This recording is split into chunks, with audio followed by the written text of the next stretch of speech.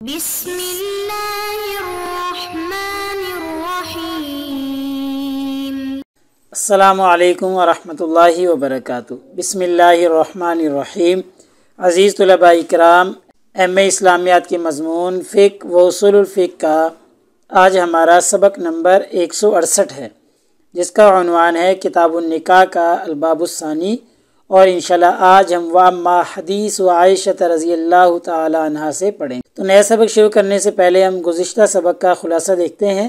پچھلے سبق میں ہم نے سب سے پہلے عبارت کا ترجمہ اور عبارت کی مختصر تشریح پڑھی تھی، اور مختصر تشریح کے دوران ہم نے آیت مبارکہ وَلَا تُنكِحُوا الْمُشْرِكِينَ حَتَّى يُؤْمِنُوا کی تشریح کی تھی مصنف کے مطابق۔ ایسے ہی پچھلے سبق میں مصنف نے سوال و جواب کی صورت میں آیت مبارکہ کی وضاحت۔ تو انشاءاللہ آج کے اس سبق میں ہم سب سے پہلے عبارت کا ترجمہ اور عبارت کی مختصر تشریح دیکھیں گے، اور حدیث مبارکہ جو ہے وَأَمَّا عائشہ رضی اللہ تعالی عنہ سے جو ہم نے پیچھے دلیل کے طور پر حدیث مبارکہ پڑھی تھی فَنِكَاحُ بَاطِلٌ والی، اس حدیث مبارکہ کا مصنف جواب دیں گے، کیونکہ مصنف کہتے ہیں کہ جی نکاح کے لیے ولایت شرط نہیں ہے، اور جو فقہا نے دو دلائل دیے تھے جو کہتے تھے کہ ولایت شرط ہے نکاح کے لیے، انہوں نے دو دلیلیں دی تھی، ان میں سے ایک دلیل حدیث مبارکہ تھی۔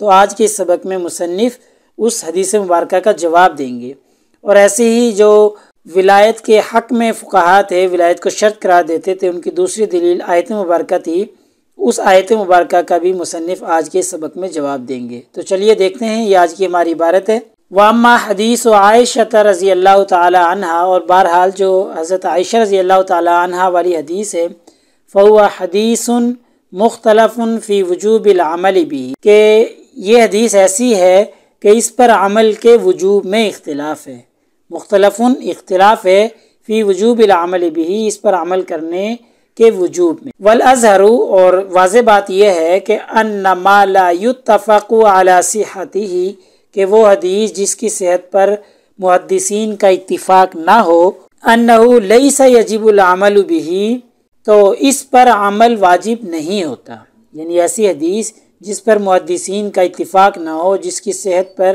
محدثین متفق نہ ہوں، تو ایسی حدیث پر عمل کرنا واجب نہیں ہوتا۔ تو لہٰذا یہ حدیث مبارکہ جو ہے فَنِكَاحُ بَاطِلٌ حدیث عائشہ، جب اس کی صحت پر محدثین متفق نہیں ہے تو پھر اس پر عمل کرنا بھی واجب نہیں ہے۔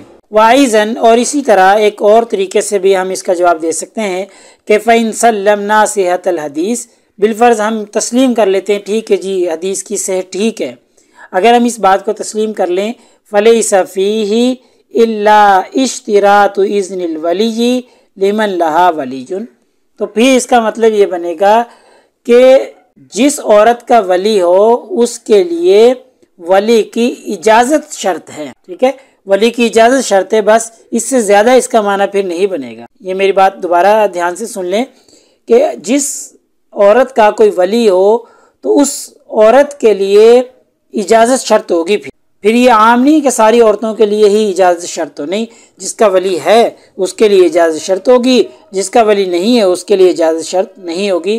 اگر ہم اس کی صحت کو تسلیم کر لیں تو پھر یہ معنی بھی اس کا بیان کیا جا سکتا ہے۔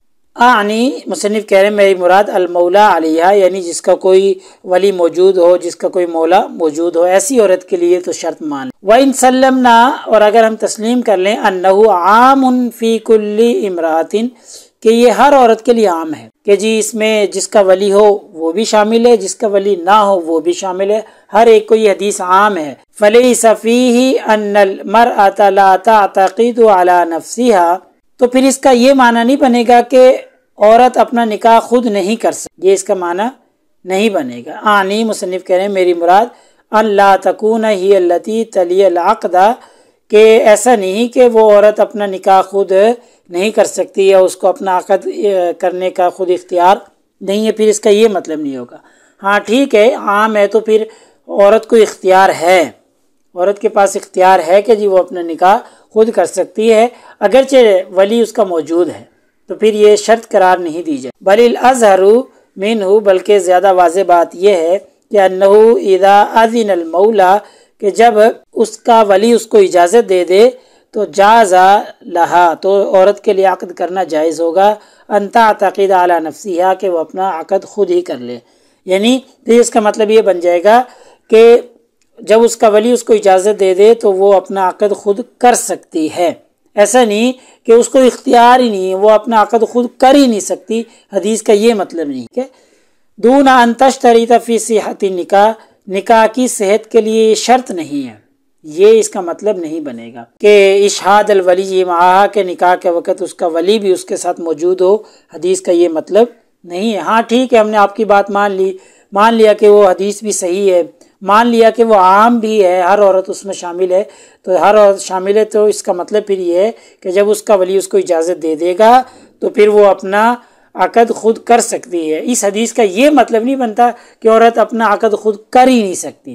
آگے دیکھیں، وَأَمَّا احْتَجَّ بِهِ الْفَرِيقُ الْآخَرُ، یہاں سے دوسری دلیل جو کہ آیت مبارکہ تھی اس کا جواب دیا جا رہا ہے کہ اللہ تعالیٰ کا یہ جو فرمان تھا، اسے جو دلیل پکڑی تھی فَلَا جُنَاحَ عَلَيْكُمْ فِي مَا فَعَلْنَا فِي أَنفُسِهِنَّ بِالْمَعْرُوفِ، کہ اگر وہ معروف طریقے سے اپنا نکاح خود کر لیں تو تمہارے اوپر کوئی حرج نہیں ہے، تمہارے اوپر کوئی ذمہ داری نہیں ہے.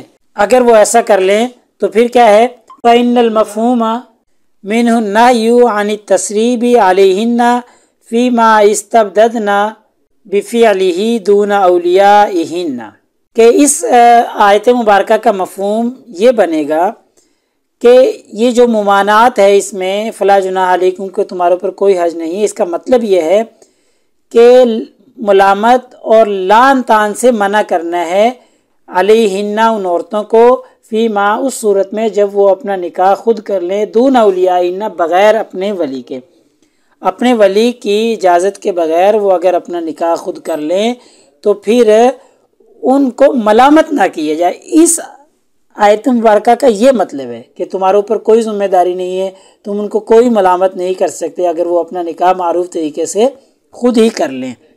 یہ اس آیت مبارکہ کا مطلب بنے گا. وَلَيْسَ هَاهُنَا شَيْءٌ، اور یہاں پر کوئی ایسی چیز نہیں ہے کہ يُمْكِنُ أَن تَسْتَبِدَّ بِهِ الْمَرْأَةُ دُونَ الْوَلِيِّ إِلَّا عَقْدَ النِّكَاحِ، اور جو یہ آیت مبارکہ ہے اس میں ولی کے بغیر عورت کی خود مختاری کا جو مسئلہ ہے وہ عقد نکاح ہی سے متعلق ہے، یعنی اس کے علاوہ کوئی اور عقد تو نہیں ہو سکتا نا، وہ عقد نکاح ہی ہو سکتا ہے. تو عقد نکاح ہی ہے اس کا مطلب.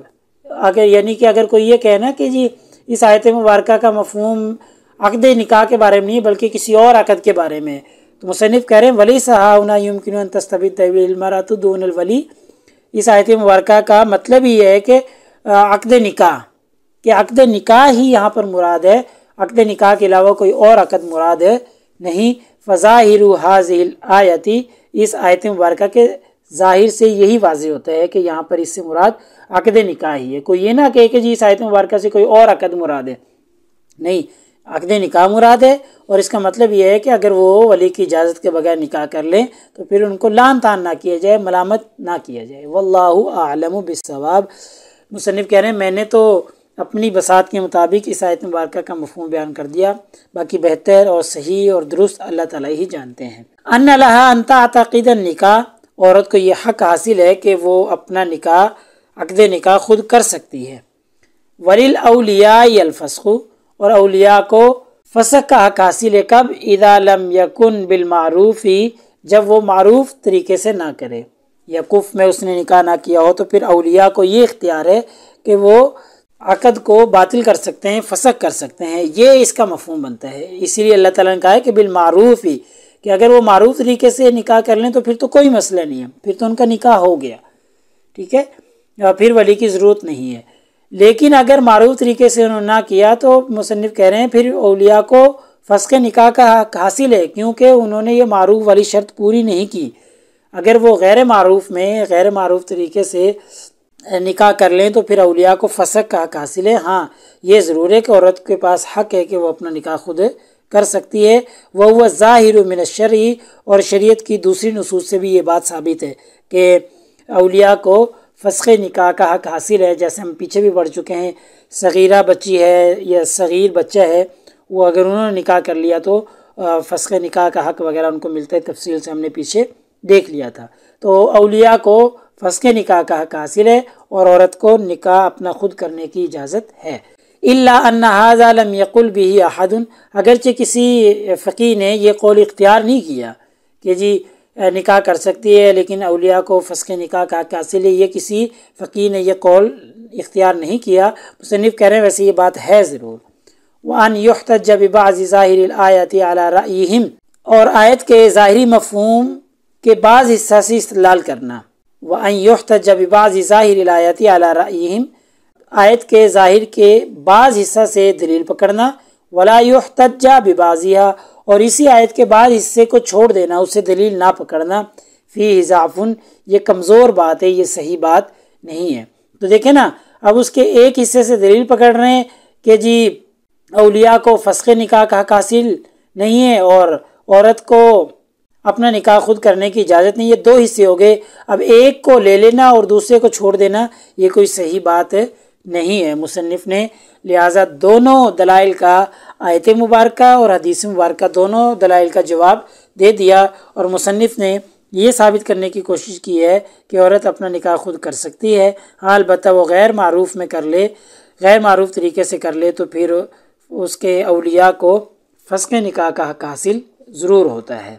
تو لہٰذا ہمارے آج کے اس سبق کا خلاصہ نکلا کہ آج کے اس سبق میں ہم نے سب سے پہلے عبارت کا ترجمہ اور عبارت کی مختصر تشریح دیکھی ہے، اور مختصر تشریح کے دوران مصنف نے حدیث مبارکہ کا جواب دیا ہے کہ جو ولایت کو شرط قرار دیتے ہیں فقہا، انہوں نے دلیل کے طور پر بتلایا تھا کہ فنکاح ہوا باطل، اللہ کے رسول نے ایسی نکاح کو باطل قرار دیا ہے، تو مصنف نے اس کا جواب بتفصیل دے دیا ہے۔ ایسی ہی انہوں نے دوسری دلیل دی تھی آیت مبارکہ کہ فیما فعلن فی انفسہن بالمعروف، کہ اگر وہ اپنا نکاح خود کر لیں تو پھر تمہارے اوپر کوئی حرج نہیں ہے، کوئی گناہ نہیں ہے، تمہارے اوپر کوئی ذمہ داری نہیں ہے۔ تو مصنف نے اس کا بھی جواب بھی تفصیل دے دیا ہے۔ تو پیپر میں پوچھے جانے والے سوالات سے متعلق اگر گفتگو کریں تو ایک ہمارا پرانا ہی سوال ہے کہ مذکورہ عبارت کا ترجمہ اور تشریح کریں، یہ عموماً پوچھا جاتا ہے، اور ایسے ہی ولایت نکاح شرط ہے یا شرط نہیں، فقہا کا اس میں اختلاف ہے۔ چونکہ اسی سوال کے ذیل میں یہ ساری چیزیں چل رہی ہیں، مصنف نے جو جوابات دیے ہیں، اس لیے یہ سوال ابھی ہمارا چلے گا۔ تو اگلے سبق نمبر 169 میں انشاءاللہ ہم اسی ترتیب سے آگے چلیں گے، اور کتاب النکاح کا الباب الثانی ہمارا چلتا رہے گا، اور آگے انشاءاللہ ہم واما اضافۃ النکاح سے پڑھیں گے۔ جزاکم اللہ خیر۔ السلام علیکم ورحمۃ اللہ وبرکاتہ۔ اللہ پاک آپ سب لوگوں کا حامی و ناصر ہو۔ اگلے سبق تک اجازت چاہتا ہوں۔ اللہ تعالیٰ آپ کو کامیابی نصیب فرمائے۔